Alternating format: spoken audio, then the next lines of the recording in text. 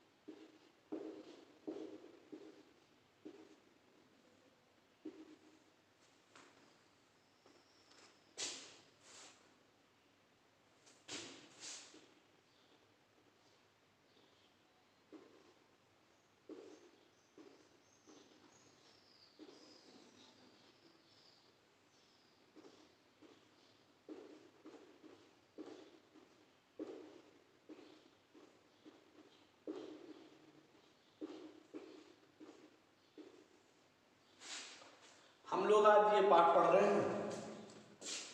मैं सबसे पहले आदर्श वाचन करूंगा और आप सबसे आग्रह है कि जब वीडियो आप ओपन करें तो उस समय आप सबसे पहले सुनिए, खूब ध्यान से सुनिए और इससे क्या होगा, श्रवण कौशल का विकास होगा और इससे आपकी व्यक्तित्व कला बढ़ेगी।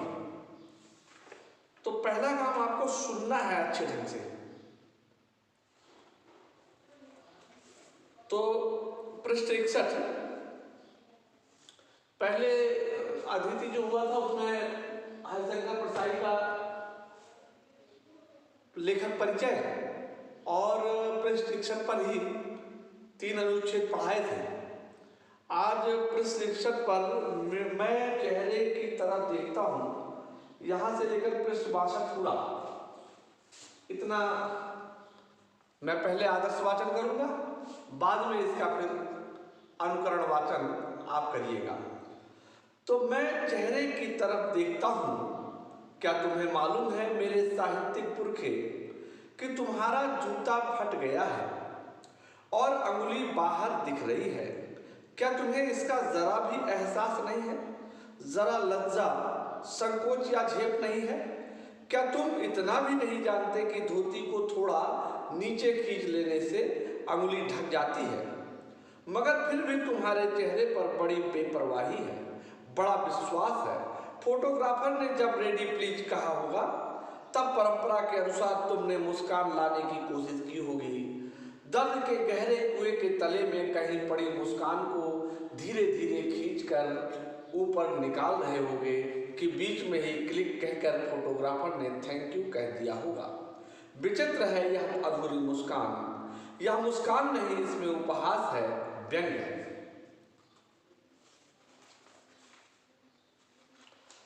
यह कैसा आदमी है जो खुद तो फटे जूते पहने फोटो खिंचा रहा है पर किसी पर हंस भी रहा है। फोटो ही खिंचाना था तो ठीक जूते पहन लेते या ना खिंचाते। फोटो ना खिंचाने से क्या बिगड़ता था? शायद पत्नी का आग्रह रहा हो और तुम अच्छा चल भाई कहकर बैठ गए हो।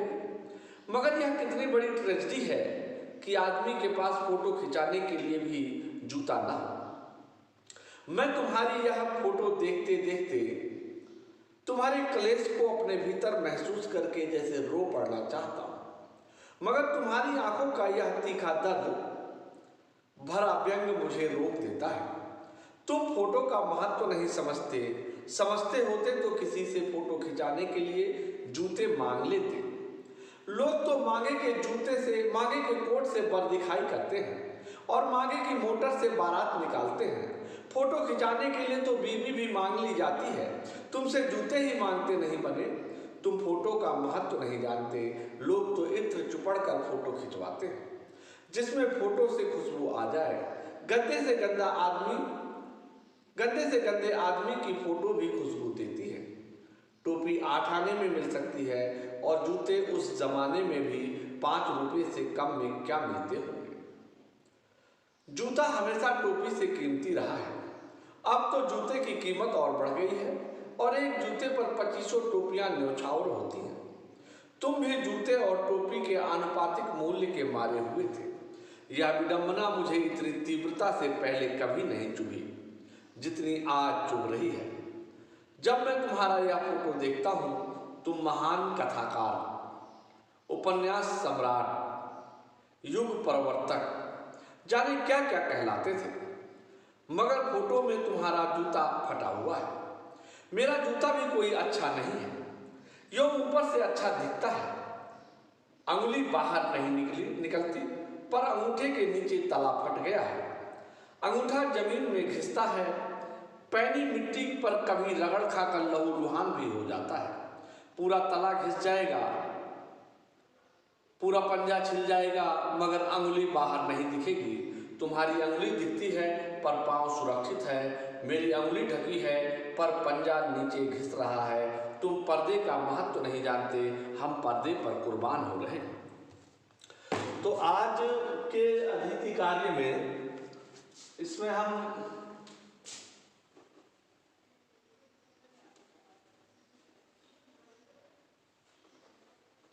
क्रिया विशेषण अंग्रेजी भाषा के शब्द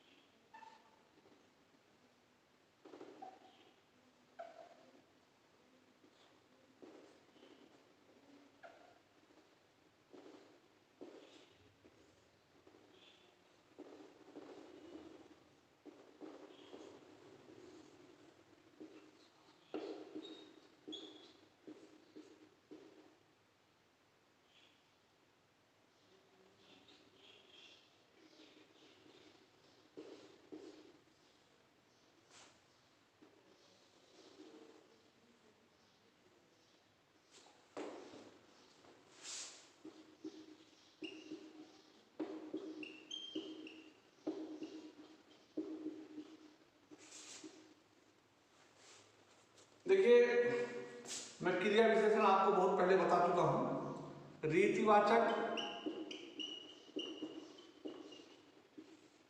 कालवाचक, स्थानवाचक,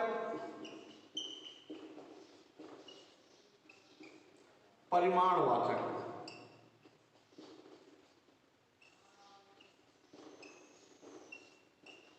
ये है अंग्रेजी भाषा के। इसमें शब्द बहुत आए हैं। फोटो, छायाचित्र,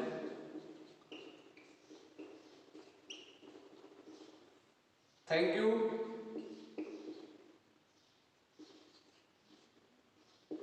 धन्यवाद, क्लिक, खींचना,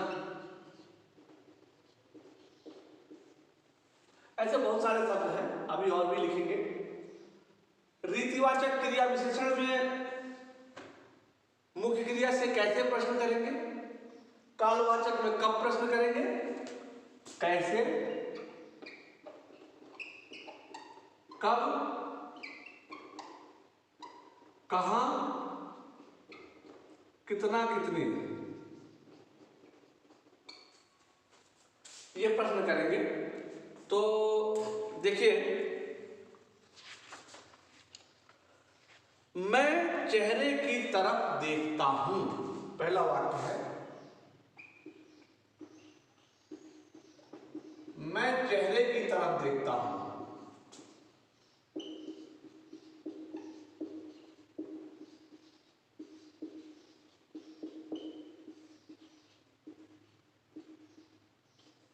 प्रश्न किया, कहां देखता हूं,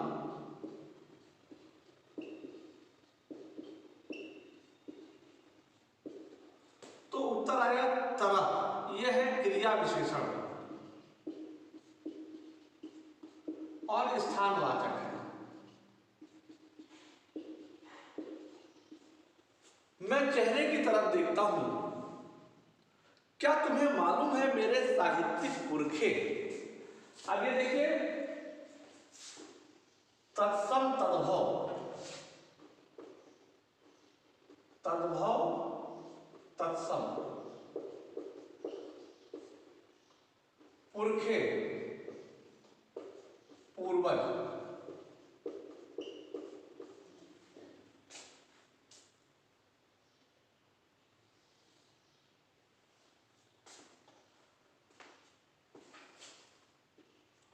उपसर्ग, मूल शब्द, प्रत्यय, साहित्य, इक, साहित्यिक।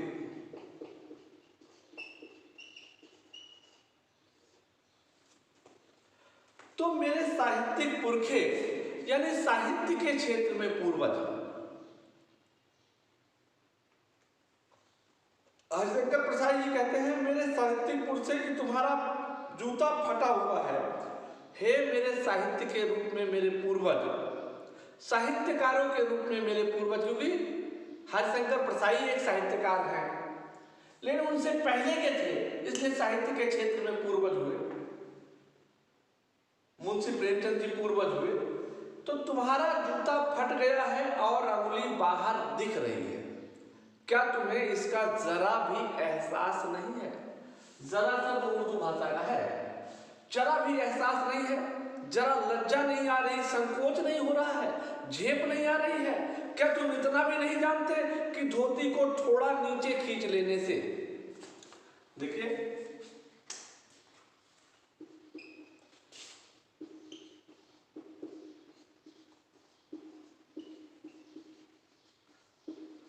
खींचने से, प्रश्न कितना, खींचने से, उत्तर थोड़ा। तो ये परिमाणवाचक,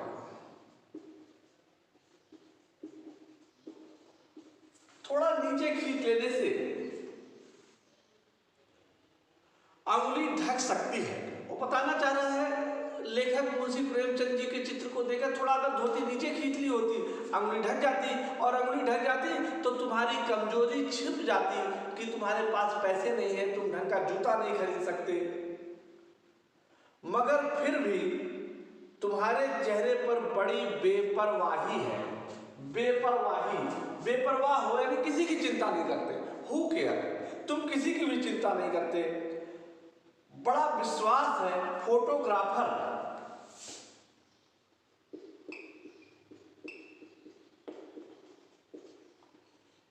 यानी फोटो खींचने वाला।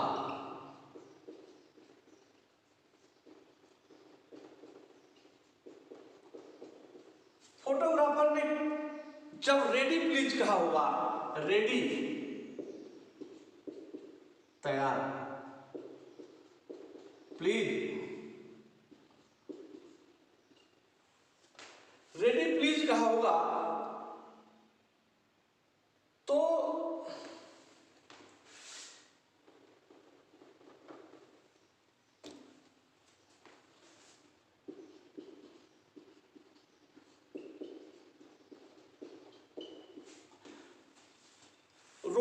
रेडी प्लीज कहा होगा, तो कुएं तब परंपरा के अनुसार तुमने मुस्कान लाने की कोशिश की होगी। ये हमारे देश में एक परंपरा है कि लोग जब फोटो खिंचाते हैं तो अंदर के दुख को छुपाकर मुस्कुराने की कोशिश करते हैं।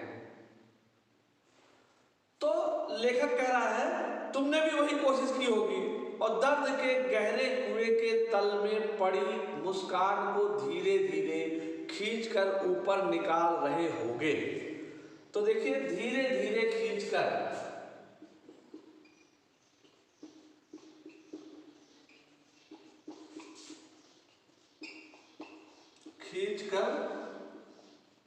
ऊपर निकाल रहे होंगे।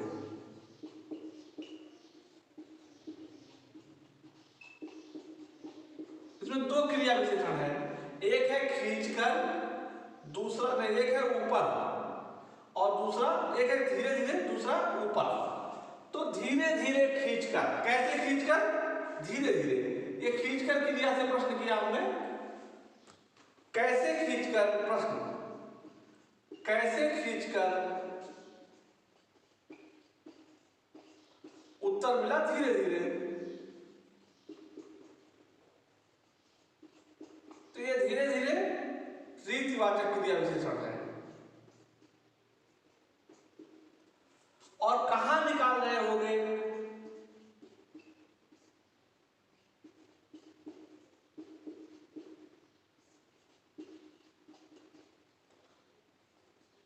ऊपर। तो ये ऊपर स्थानवाचक है।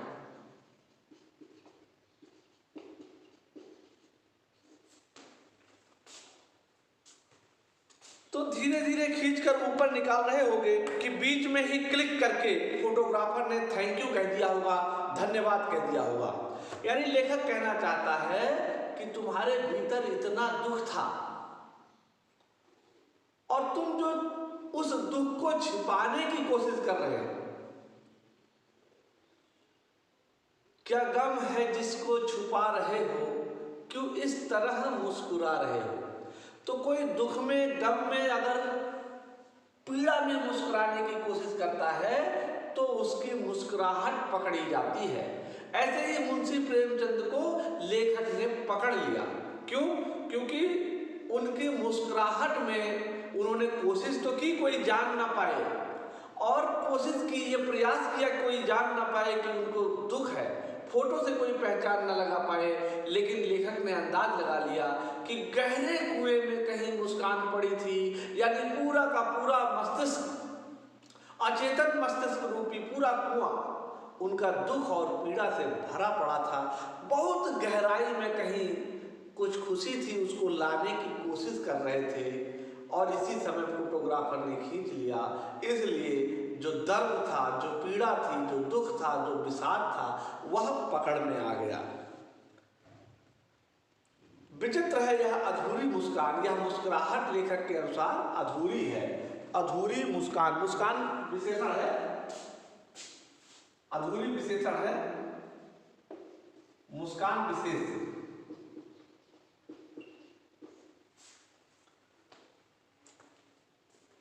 इसमें उपहास भी है और व्यंग्य भी है। लेखक कहता है तुम्हारी यह जो अधूरी मुस्कुराहट है, इस अधूरी मुस्कुराहट में एक तरफ तो उपहास है, यानी तुम मजाक उड़ा रहे हो, दूसरी तरफ व्यंग्य भी है समाज के ऊपर कि किस प्रकार से समाज के लोग रहते कुछ हैं और दिखने का प्रयास कुछ करते हैं। लेखक चित्र देखता है, फिर कहता है यह कैसा आदमी है जो खुद तो फटे जूते पहने फोटो खिंचा रहा है, पर किसी पर हंस भी रहा है। देखो खुद के जूते फटे हुए हैं लेकिन दूसरे पर हंस रहा है। अब ये देखकर लेखक को लगता है कि कैसा आदमी है, अजीब आदमी है ना। फोटो ही खिंचाना था तो ठीक जूते पहन लेते या ना खिंचाते। अब लेखक उसको राय दे रहा है उस चित्र को देख करके, इतने बड़े साहित्यकार, तुम्हें फोटो ही खिंचाना था तो किसी से जूते मांग लेते, नए जूते खरीदते, या फोटो ना खिंचाते। क्या बिगड़ जाता तुम्हारा? शायद पत्नी का आग्रह रहा होगा, पत्नी ने आग्रह किया होगा कि नहीं यार फोटो खिंचानी ही है, और तुम अच्छा चल कहकर बैठ गए होगे। मगर यह कितनी बड़ी ट्रेजेडी है। ट्रेजेडी अंग्रेजी भाषा का शब्द है, यानी त्रासदी है। कितनी बड़ी त्रासदी है कि आदमी के पास फोटो खिंचाने को भी जूता ना हो। मैं तुम्हारी यह फोटो देखते देखते तुम्हारे क्लेश को अपने भीतर महसूस करके जैसे रो पड़ना चाहता हूँ। उसको लग रहा है कितना दुख है मुंशी प्रेमचंद के भीतर, और उसे महसूस करके लेखक को लगता है कि मैं रो जाऊंगा। मगर तभी आंखों का चमक देखता है मुंशी प्रेमचंद के चित्र में, और उसमें तीखा दर्द भरा व्यंग्य मुझे एकदम रोक देता है, लेखक को एकदम रोने से रोक देता है। तुम फोटो का महत्व नहीं समझते। फिर आगे कह रहा है कि तुम्हें फोटो का महत्व, फोटो मतलब दिखावटी जीवन का कोई महत्व तुम नहीं समझते। समझते होते तो किसी से फोटो खिंचाने के लिए जूते मांग लेते, और लोग तो मांगे के कोट से वर दिखाई करते हैं। लड़की के लिए वर देखने जब जाते हैं तो कोट वोट मांग लेते हैं, और मांगे के मोटर से बारात निकालते हैं। देखो जिनके घर शादियां होती हैं, एक गाड़ी या दो गाड़ी होगी होगी, नहीं तो नहीं होगी, लेकिन 50-50, 100-100 गाड़ी मांग करके जा रही है, तो मांगे की मोटरों से बारात निकालते हैं। फोटो खिंचाने के लिए तो बीवी भी लोग मांग लाते हैं कि जिससे लोगों को ये ना पता चले कि इनका विवाह ही नहीं हुआ है। ये व्यंग है। तुमसे जूते ही मांगते नहीं बने, तुम फोटो को भी महत्व नहीं जानते। लोग तो इत्र चुपड़ कर फोटो खिंचाते हैं, इत्र चुपड़ कर फोटो खिंचाते हैं, मतलब उनको लगता है कि फोटो में सुगंध आ जाएगी अगर हमने इत्र चुपड़ा हुआ है, जिसमें फोटो की खुशबू आ जाए। गंदे से गंदे आदमी की फोटो भी खुशबू देती है। फोटो में तो भाई कैसा भी हो दिखता साफ ही है। टोपी 8 आने में मिल जाती है, और जूते उस जमाने में भी 5 रुपए से कम में क्या मिलते होंगे। तो देखिए टोपी और जूता, इसको अभी आज थोड़ा समय अतिरिक्त हो रहा है, मैं इसको यहां से अगली अतिथि में पढ़ाऊंगा। तो अभी चूंकि कॉल आ रहा है प्रिंसिपल साहब का, तो आगे पढ़ाऊंगा इसको यहां से। और ये बड़ा महत्वपूर्ण अनुच्छेद है, इसमें थोड़ा सा समय भी लगेगी, इसी एक अनुच्छेद में है। तो आज के लिए इतना ही, तब तक के लिए धन्यवाद।